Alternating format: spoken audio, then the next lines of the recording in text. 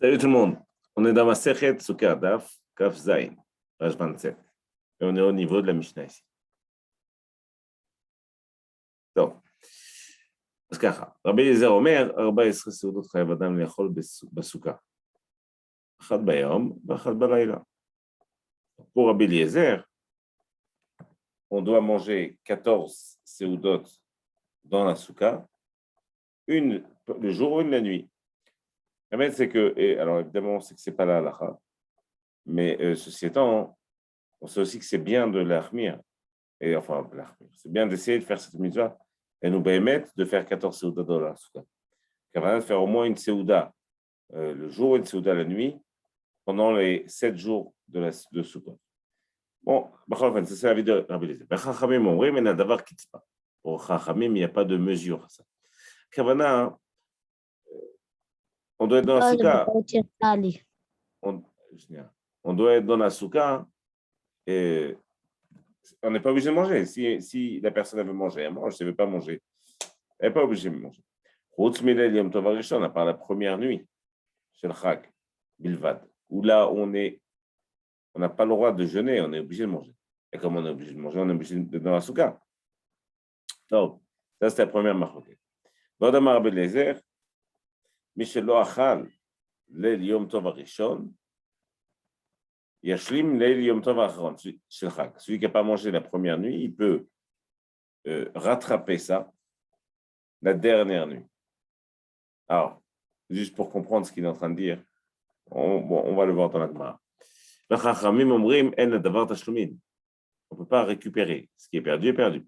Et là-dessus, c'est dit, mais Arvet ou Yochalitkon, parce qu'il y a dans Kohelet, mais Arvat, c'est Chalo Yochalitkon, celui qui fait les choses tordues, il ne peut pas toujours réparer. Mais Hesron, Lo Yochal Nehimanot. Et lorsqu'il manque quelque chose, ce n'est pas tout le temps récupérable. Regarde, on a Chachamim, c'est qu'il y a une mitzvah la première nuit. Tu l'as fait, tu l'as loupé. Et si tu l'as loupé, tu ne peux pas la récupérer avec Mar. C'est fini. Donc, on va voir de quoi exactement il parle. Pourquoi Rabbi Eliezer, il en vient à penser qu'il faut faire 14 seudot dans la souka? Alors, lui, il comprend ça du passouk, parce que dans le passouk est marqué Basukot, Teshuvu, Shivat Yemim. Dans la soukot, vous résiderez. Vous résiderez.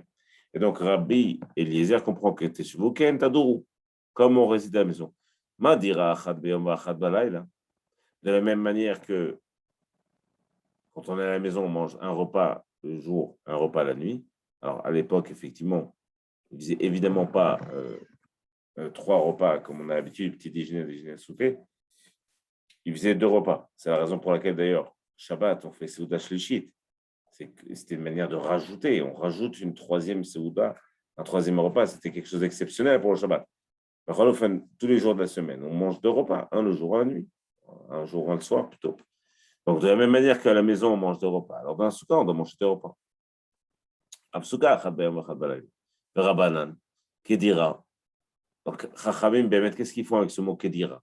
Alors, s'il y a marqué Tejvou, c'est-à-dire qu'il faut résider dans la souka comme on réside à la maison.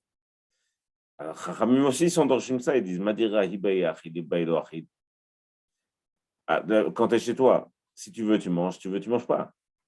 Pareil, Afsuka, Nami, Hibaï, Achid, Hibaï, Lo, Achid. Pareil, dans la souka, si tu veux, tu manges, si tu veux, tu ne manges pas. Si c'est comme ça, la Gemara pose la question. Alors, c'est vrai aussi pour la première nuit. La première nuit aussi, si tu veux, tu manges, si tu veux, tu ne manges pas. Alors, nous, on sait qu'on est obligé de manger la première nuit. Alors, ils vont faire une Xera Shava. D'où est la Xera Shava? Elle est sur Pesach.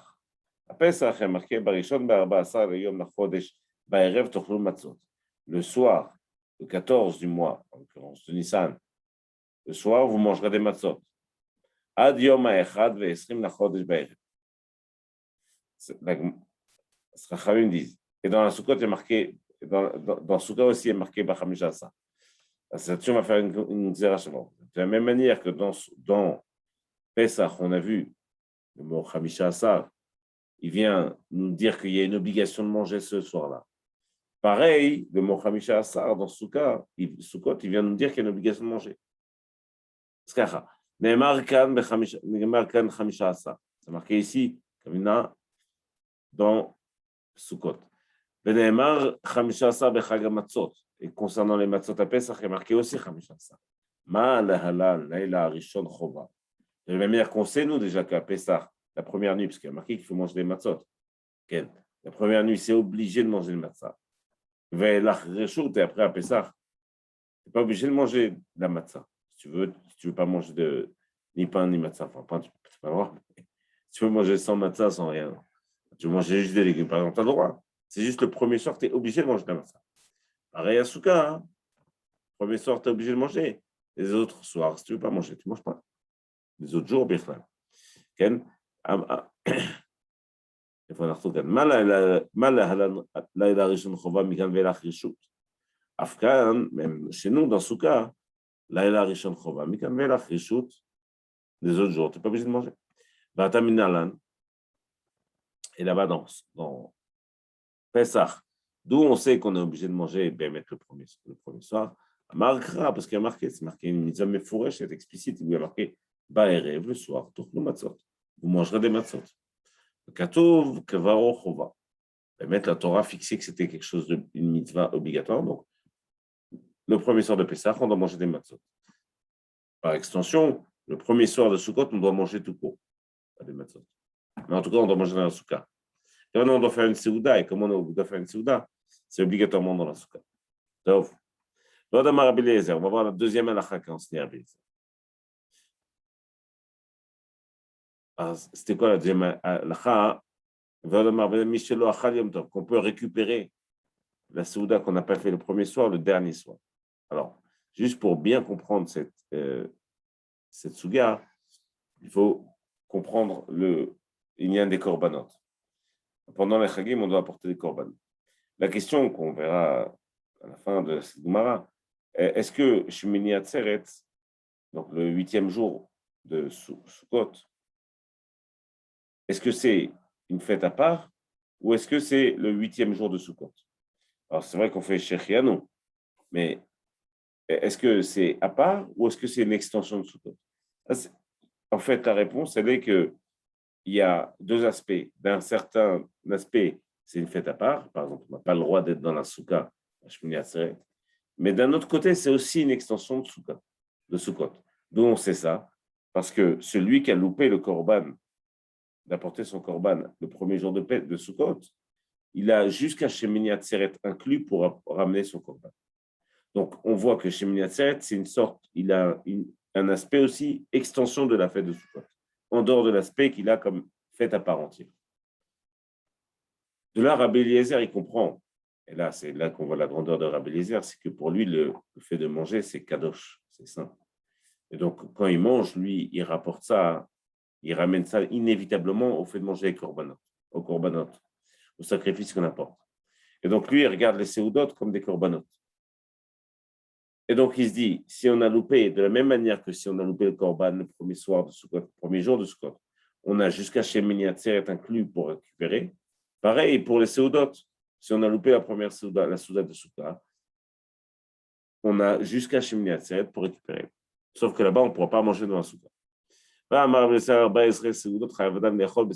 le Gemara va poser une première question. Il dit, mais tu nous as dit qu'il fallait manger 14 séoudot. Achad bayom v'achad balayla. Donc, machement qu'il n'y a pas de manière de récupérer, en tout cas, ces 14, elles sont pendant Sukkot. Et il faut qu'elles soient faites dans la Soukha.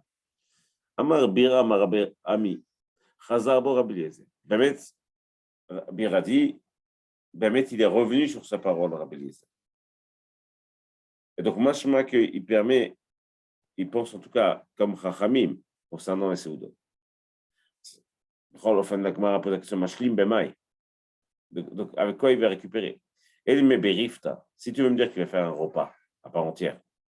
C'est de Yom, en fait, il est à Shemini Atzeret, donc le repas qu'il est en train de manger, c'est le repas qu'il fait de Shemini Atzeret, c'est le repas de Chag. Ce n'est pas le repas de compensation de ce qu'il n'a pas fait le premier soir de Sukkot.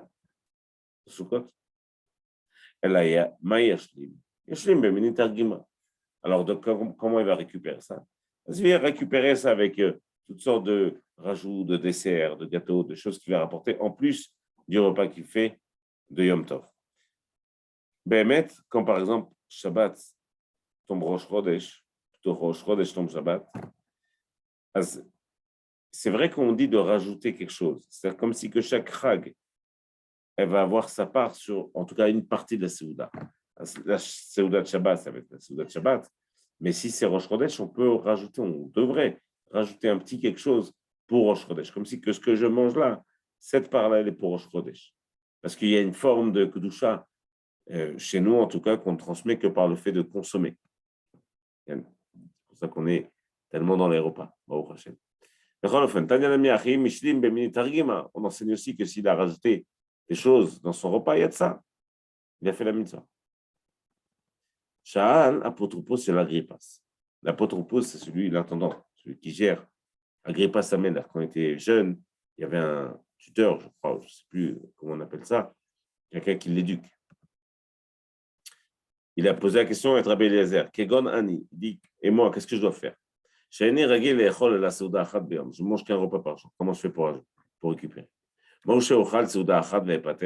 je mange un repas et j'aurais fait la mitzvah de et la Seuda de Sukkot que je n'ai pas faite, et ou alors une des Seudot que je n'ai pas fait pendant Sukkot, et la Seuda de Yom Tov de Shmini Atzeret.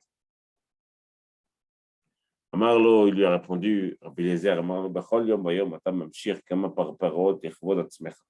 chaque jour, tu te manges des petites choses comme ça pour te mettre en appétit.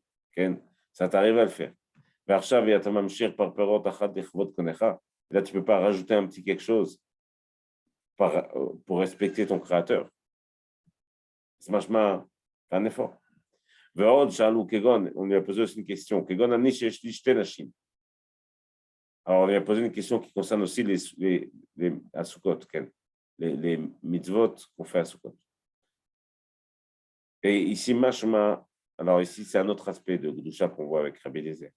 C'est que, étant donné que la Soukha, c'est l'endroit où on réside, et c'est donc, d'une certaine manière, intimement lié à la maison et donc à sa femme. Puisque Baït ou Beti, dans la chaîne de la Gemara, et aussi dans la Torah, quand on parle de Bet Yaakov, c'est la femme, c'est sa femme. Donc, quand on dit qu'il a une soukha qui ressemble à Betsem, enfin, dans laquelle il va résider comme il réside chez lui à la maison, sa soukha, elle est aussi d'une certaine manière liée à sa femme. On lui a posé une question. Il dit que lui, la personne qui s'adresse à Rabbi Eliezer, il a deux femmes. Achad Betveria, Achad Betzipori. Une à Tveria et une à Tzipori. C'est pas très loin d'autre. Enfin, mais je l'ai Sukkot, et donc, naturellement, j'ai deux Sukkot. Puisque j'ai deux baïts, deux femmes, c'est deux baïts, alors j'ai deux Sukkot, naturellement. Achad Betveria, Achad Betzipori. Une à Tveria, une à Tzipori. Maou, She'etze Misuka, Besuka, Vepater. Qu'en est-il si je veux partir en plein milieu du Chag? Je pars de la Souka de Tveria pour aller à celle de Tzipori. Et j'aurais fait la mitzvah.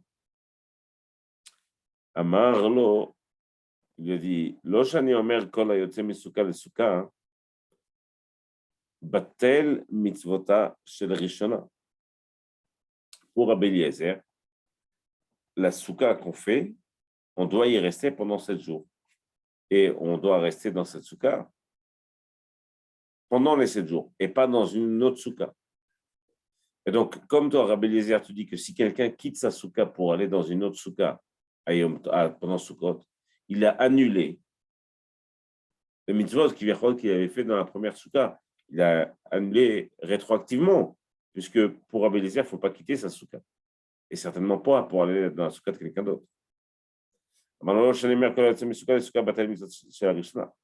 Rabbi Eliezer Omer, Rabbi Eliezer, il dit la chose suivante. On ne sort pas d'une souka vers une autre souka. Rachid dit, on ne mange pas ici, on dort là-bas. On fait la mitzvah de manger et dormir, de résider dans la souka, dans une seule souka, sa souka, pendant les 7 jours de Sukkot. Et Rabbi Eliezer ajoute, il dit, on ne peut pas faire une souka à Chol HaMoed pendant Sukkot. Pourquoi?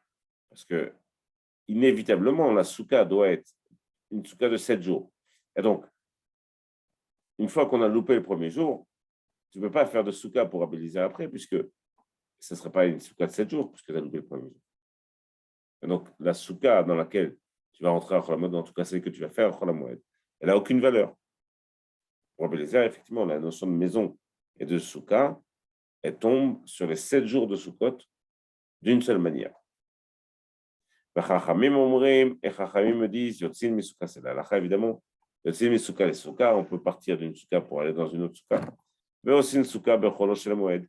Celui qui n'a pas fait ou alors qui veut faire une souka, il peut la faire juste pendant Chol Moed. Mais Shavin, par contre, ils sont d'accord sur un point. Chez Im Nafla, si jamais sa souka qui est construite pour le premier jour, elle tombe, elle est détruite pour une raison X, Y, Z, chez Choser ou Bonnet Becholo Shel Moed, il peut la reconstruire pendant Chol Moed. C'est machement ici que pour Rabbi Eliezer, évidemment. S'il n'y a pas d'autre manière, alors c'est comme ça. Mais normalement, quand tu l'as fait la souka le premier jour, elle devait tenir pour 7 jours, il faut y être pendant 7 jours. Donc, c'est quoi, d'où il sort cette histoire à Rabbi Eliezer qu'il ne faut pas bouger, changer de souka pendant Sukkot. Amar Kra, parce que la Torah dit Chag Sukkot aselecha shivatem. Tu feras le Chag, la fête de Sukkot, donc Chag et Sukkot ici. Ta Selecha pendant 7 jours. Tu feras pendant 7 jours. Machma que la Sukkot doit être faite pour les 7 jours. Assez Sukkah Reouya le Shiva. Tu dois faire une Sukkah dans laquelle tu vas habiter, qui est apte, pas seulement apte, parce que même pour Chachamim, il faut que ce soit apte. Mais en tout cas, qui soit apte et dans laquelle tu vas habiter pour 7 jours.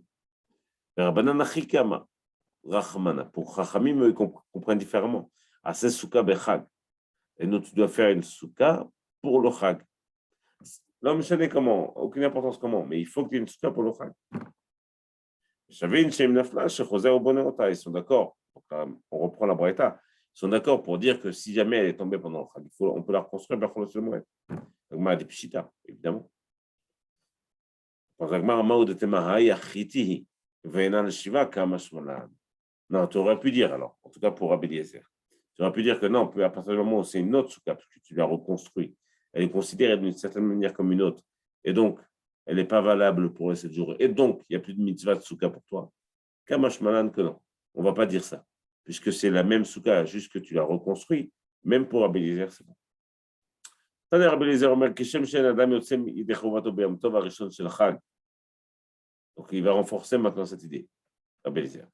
Ils disent, sache que de la même manière qu'un homme ne peut pas être acquitté du loulav de son ami pendant Sukkot, puisque on le sait ça, marqué ou le kartem lachem, vous prendrez pour vous, à vous.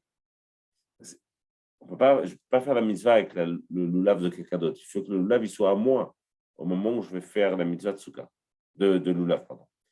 Donc pour Rabbi Eliezer, évidemment, les deux choses sont très proches. Sukkot et loulav, c'est loulav. Comme dans les deux, il y a marqué lachem et lecha, alors il faut que la mitzvah elle soit faite par tes moyens. Donc, ton loulav, et d'ailleurs, ça c'est la lacha, tout le monde est d'accord, mais aussi ta souka. Donc, il dit de la même manière qu'on n'est pas acquitté par le loulav de son ami, dire-t-il vous le kartem lachem, c'est marqué vous le kartem lachem, bayom arishon, periyat sadar, kapot marim, et lachem ou le kartem, vous prendrez, normalement, ce n'était pas obligé de marquer lachem. Il aurait pu être marqué ou le kartem, bayom arishon, periyat sadar. Pour le premier jour de Sukkot, vous prendrez donc, un trog, periyat sadar. Pourquoi il y a marqué lachem en plus? La Torah a voulu lui faire comprendre que Michel lachem, que ça vienne de vous. Il faut qu'il soit à vous, ce loulav. Donc, il faut l'acheter. Je ne peux pas faire la mitzvah avec le loulav de quelqu'un d'autre. Car, de la même manière, dit Rabbi Eliezer, je ne suis pas acquitté par la souka qui appartient à quelqu'un d'autre. Il faut que ce soit ma souka. Dirtiv, parce que c'est marqué Chaga Sukkot Aselecha. Il y a ici aussi marqué Lecha, à toi, pour toi. Et Rabbi Eliezer, il explique, il dit Michelcha. Le lecha qu'il y a ici, il veut dire Michelcha. Comme le lachem qu'il y a dans le lulav, il veut dire Michelachem, qui vous appartient.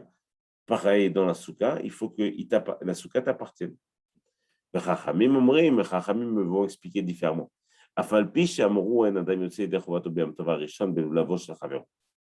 Même s'il est vrai que concernant le lulav. Il y a marqué qu'on ne peut pas être acquitté par le lulav d'un ami. Aval yosei de chovato besukato shel chavero. Mais il peut être acquitté par la souka de son ami. Et d'où ils apprennent ça? Dirtiv, ils apprennent d'un pasuk. Il y a un pasuk qui dit, là-bas dans Vaikra, vraiment, qui dit Basukot et Shvu, Shivat Yamim, vous résiderez dans les Sukkot 7 jours.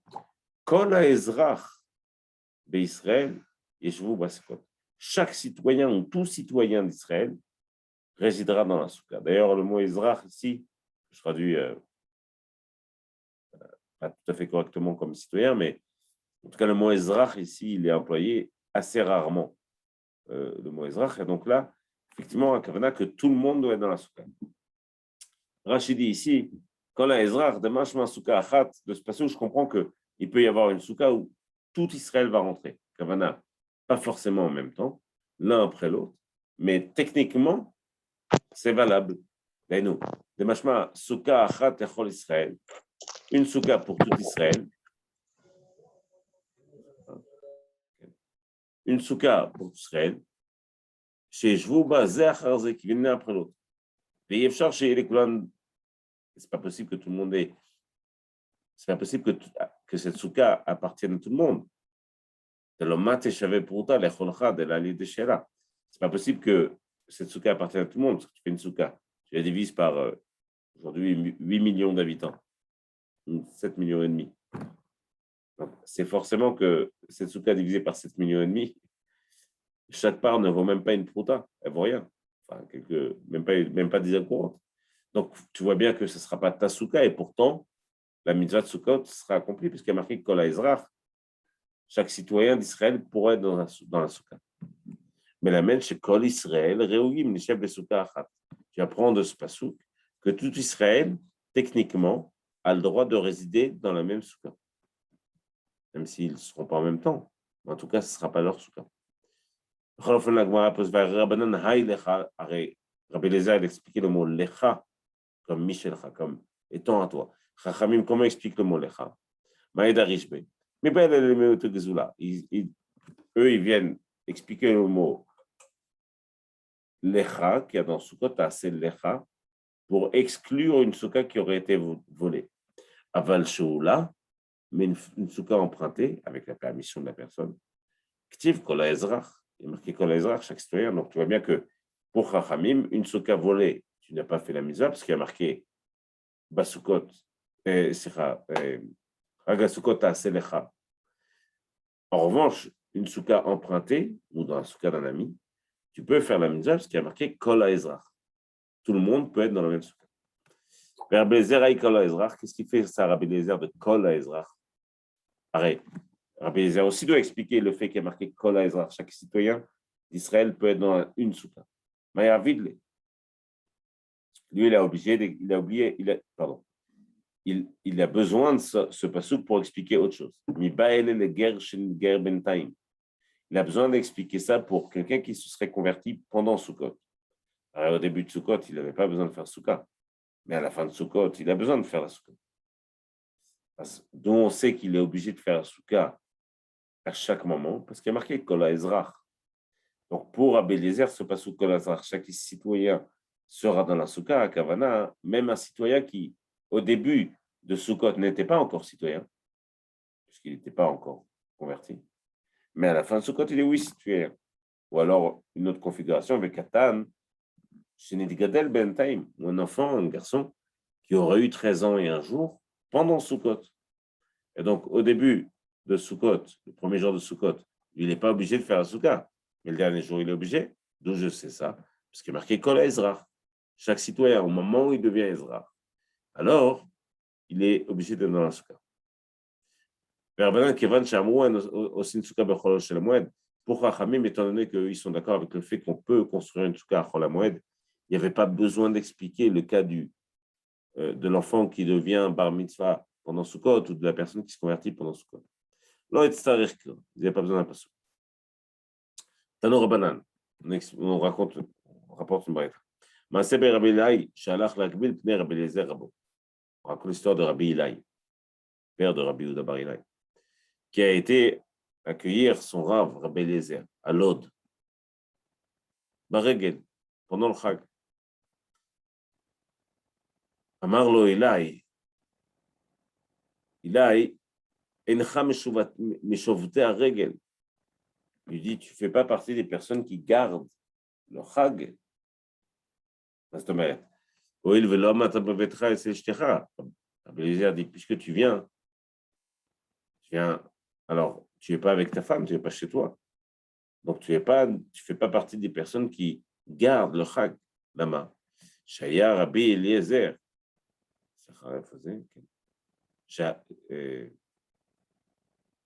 Shaya Rabbi Eliezer Omer, Meshabeach ani et ha'atzlanim.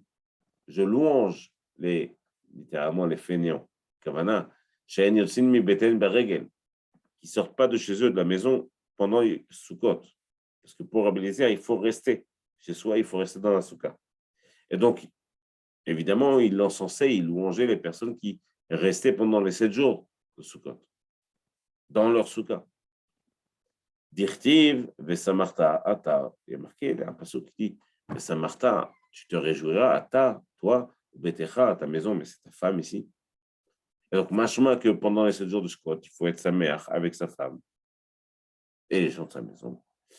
Et dans la soukha, et pas en dehors de la soukha. Et voilà des énigmes, ben, comme ça, va Rabbi Yitzhak. Et pourtant, Rabbi Yitzhak dit, Minayin shechayav adam lagbil pnei rabo beregel. D'où je sais qu'une personne a une mitzvah d'aller accueillir son rav pendant le Chag, d'aller le visiter. Chez Nehemar, parce qu'on apprend ça, l'histoire là-bas, avec Elisha. Madoua atolech et elav. Pourquoi par là-bas la Shunamite, Aïcha Shunamite, il faisait Baala shel Shunamite, il a dit Baala shel Shunamite, qui lui dit, il parle à sa femme, il dit pourquoi Madoua atolech et elav. Pourquoi tu vas recevoir, aller voir le Rav, si Elisha, Arrête, le Chodesh, il faisait, le Chodesh et le Shabbat, c'est pas Rosh Chodesh aujourd'hui, c'est pas Shabbat. Donc, de là, je comprends que si ça avait été Rosh Chodesh, un Chag, ça avait été Shabbat, je comprends que si ça avait été Rosh Chodesh, Chag ou Shabbat, il y a effectivement, oui, mitzvah d'aller voir son Rav. Donc, j'apprends ça de ce passouk. Comment je comprends les deux choses? D'un côté, ce passouk me laisse entendre qu'il y a une mitzvah d'aller voir son Rav, Shabbat, Rosh Chodesh, Chag. De l'autre côté, Rabbi Eliezer lui dit, c'est bien que les gens ne sortent pas de chez eux. Machma qu'une personne comme Rabbi Eliezer qui a été le voir, alors que c'est son Rav, il lui dit non, tu aurais dû rester chez toi. Donc, comment expliquer la contradiction entre ces deux choses-là? Et la kashia. Ada azil va tebeyome. Ada azil velo atebeyome. Réponse de Gemara, non, pas de contradiction. Dans un cas, celui où on dit qu'il faut, c'est une mitzvah d'y aller, c'est quand tu vas et tu peux revenir dans la journée et retrouver ta femme le soir. Ce qu'il dit Rabbi Eliezer, c'est quelqu'un qui part et qui n'a pas le temps de retourner chez lui dans la journée. Et donc, là, lui, il aurait mieux fait de rester chez lui, mais je crois. Tano Rabbanan, on enseigne. Maaseh Rabbi Eliezer, Shabbat Begalil Alion, Mesukoto Sheli Rabbi Yochanan, Rabbi Ilai. Par contre, que Rabbi Eliezer avait été dans le Galil, dans la soukha de Rabbi Yochanan Bar Ilai, Rabbi Ilai. Bekessari, à Césarée. Ve'amrele Bekissarin. Certains disent que c'est à Kessarion. D'abord, une première question, c'est que Rabbi Eliezer, il n'est pas censé sortir de sa soukha. Il habite à Loud. Il devrait rester à Loud. On va voir. Vegia Haman la soukha. À un moment, il a commencé à faire très chaud dans la soukha. Peut-être que j'étends un drap dessus pour qu'on ait un peu d'ombre. Ça commence à être difficile. Est-ce que je peux faire ça? Il demande à Rabbi Eliezer. Rabbi Eliezer, lui, on va le voir après dans la Gemara, il est connu pour n'avoir jamais répondu à une question si ce n'est pas quelque chose qu'il avait reçu de ses rabbanim. C'est-à-dire qu'il n'a jamais fait autre chose que citer ses rabbanim. Et donc, quand il y avait des questions dans l'Alacha qui lui venaient, s'il connaissait la réponse, si ses rabbanim, ses enseignants, ses maîtres, lui avaient dit la réponse, alors il citait ses maîtres. S'il connaissait la réponse, mais que ses maîtres ne lui avaient pas fait cet enseignement, alors Pachout, il évitait de donner une réponse. Mais il ne voulait jamais donner une réponse qui soit de lui. Il prenait toujours une réponse qu'il avait reçue de ses chachamim. Et donc, ce qui se passe ici, c'est qu'en fait, Rabbi Yochanan, d'une certaine manière, il lui demande la permission. Est-ce que je peux mettre un drap comme ça? Et Rabbi Eliezer, qui n'a pas entendu cette chachamim, il connaît la réponse. Mais il ne veut pas citer, il ne veut pas la donner parce que ses maîtres ne lui ont pas transmis cette réponse. Il va pas changer de sujet. Et il lui dit à Marlo, il lui a répondu, tu sais que tu sais qu'il n'y a aucune des 12 tribus qui n'a pas eu de chauffette, de juge. Rashi ici, il compte les shvatim. Là-bas, il rapporte qu'il y a 3 shvatim, 4 shvatim sur lesquels on ne sait pas s'ils ont eu un chauffette ou pas, un juge, mais en Bechalofen, comme Simchon, il est Dan, etc. Rashi dit, sur le Melech Yehoshaphat, Yehoshua, mi Ephraim, Ehud, mi Binyamin, Gidon, mi Menaché, tout ça qui étaient des shoftim de chaque tribu, Bechalofen, c'est un autre sujet. Il lui répond par autre chose, comme si il voulait éviter la question. Et Géachama le Khatsi, pour l'instant, il a commencé à faire chaud. Géachama le Khatsi à Souka, le soleil est arrivé jusqu'à la moitié de la Souka. Malheureusement, au chef, quand ça allait à Sadine, il lui aurait dit peut-être que je mets un drap comme ça, on va avoir moins chaud. Marlo lui a dit tu sais que Enecha Kol Shevet Veshevet Misraël, Shelo Yatsu Memenu Nevi. Tu sais qu'il n'y a pas une tribu de laquelle n'est pas sorti un prophète. J'avais Yehuda, Binyamin et Midou Melachem, et Bichlal, Yehuda et Binyamin, eux, ils ont eu même des rois. Alpinevim, selon ces prophètes. Il lui parle d'un autre sujet. Il y a Haman et Marguerite chez Rabbi Eliezer. À un moment, le soleil il a avancé, il est arrivé jusqu'au pied de Rabbi Eliezer. À ce moment-là, il a arrêté de poser la question. Nathalie Yochanan Sadin, il a pris un drap au pire, il a mis sous la souka. Ifshil Rabbi Eliezer Talito. À ce moment-là, Rabbi Eliezer, il a pris son talit. La Choravé, ça. Il est parti.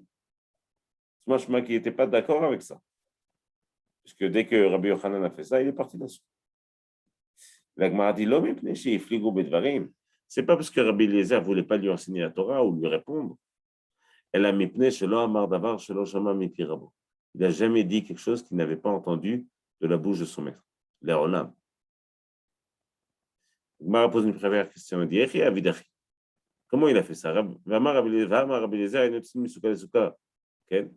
On ne sort pas d'une souka à une souka. Rabbi Eliezer, lui, il habite à Loud. Il aurait dû rester à Loud. Comment il se retrouve à Césarée dans la souka de Rabbi Yochanan? Même s'ils ont sûrement des très belles soukottes à Césarée, avec piscine. Mais Becholofen, lui, il est censé rester à Loud. C'était une autre fête, c'était pas Sukkot. Rabbi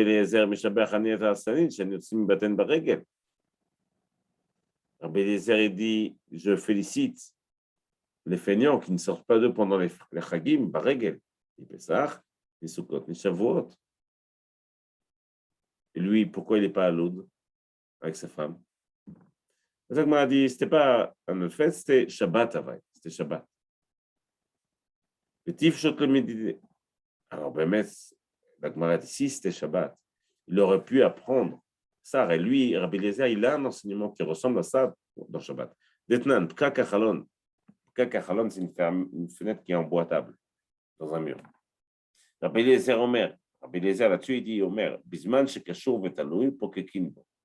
Lorsque cette fenêtre emboîtable, elle est liée au mur et qu'elle est suspendue, pas qu'elle traîne par terre, elle est suspendue, on a le droit de la fermer à Shabbat. Ça ne fait pas partie du issour de Oel. Oel, c'est le fait de faire une toiture à Shabbat, qui est interdit à Shabbat. Là, en l'occurrence, ce n'est pas considéré comme une toiture, parce que c'est déjà lié, c'est déjà attaché, et puis c'est suspendu. Et sinon, si ce n'est pas suspendu, alors je n'ai pas le droit, parce que ça s'appelle Oel. De là, j'aurais pu déduire il aurait pu déduire et dire on a le droit ou pas de mettre le drap de la souka. Alors là, il n'y était pas. Donc, il aurait pu dire non, on n'a pas le droit de la même manière qu'on n'a pas le droit de mettre la fenêtre incrustable. Et il aurait pu citer ses chachamim, puisque c'est deux halachot qui se ressemblent beaucoup. Okay? Pour Chachamim, dans les deux cas, on peut fermer cette fenêtre. Donc, pourquoi Maître Rabbi Eliezer, il ne s'est pas servi de cet enseignement pour répondre au lieu de partir sans rien dire? Réponse de moi, dit Atamud Mvatel. Là-bas, dans Shabbat, la raison, c'est parce que tu es Mevatel, la Kavana. À partir du moment où tu vas mettre la fenêtre incrustable, elle est annulée face au mur.